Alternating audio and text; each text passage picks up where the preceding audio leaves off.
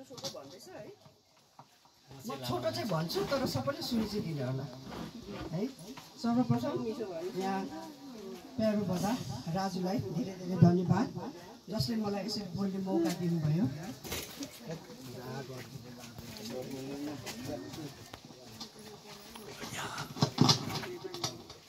यहाँ उपस्थित हुनुभएका मेरो आदरणीय व्यक्तित्वहरू र मेरा अग्रजहरू अनि आउनुभएका हाम्रा पाहुनाहरू सबैलाई मेरो सादर बोध छ र मभन्दा सानो मेरा भाइ बुहारी बहिनी ज्वाइँ बडा बुहारी अनि सबै नाति नातिनीहरूमा म सातौं पुस्ता पाँचौंको सन्तान मेरो पूजनीय स्वर्गीय बुवा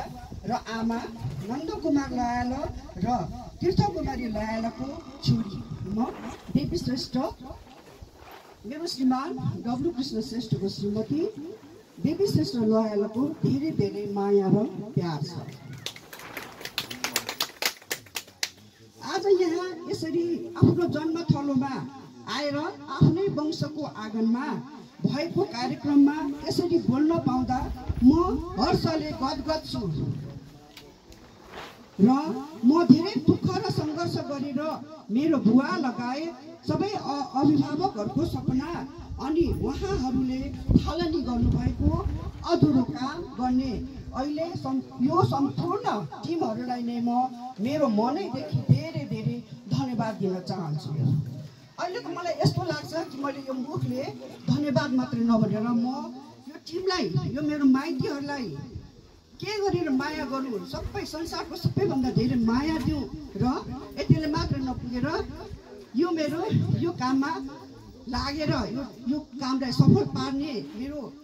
बुवा लगायत धेरै मेरा अग्रजहरू जो बितेर जानुभयो उहाँहरूले गर्नुभएको अधुरो काम जो अघि पनि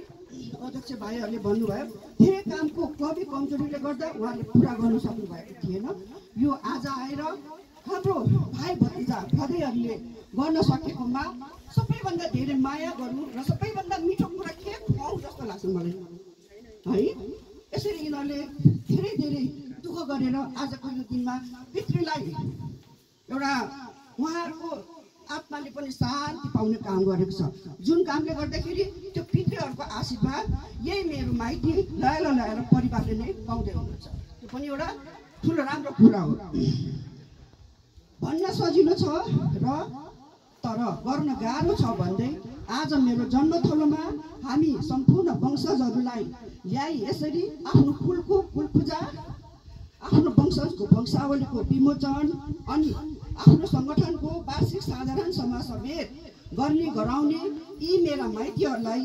आफ्नो कुलले सधैँ रक्षा गरून् भन्ने आशीर्वाद समेत दिँदै म मेरो मनैदेखि धेरै धेरै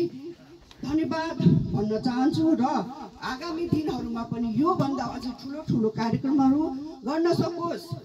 भन्ने म शुभकामना पनि दिन चाहन्छु।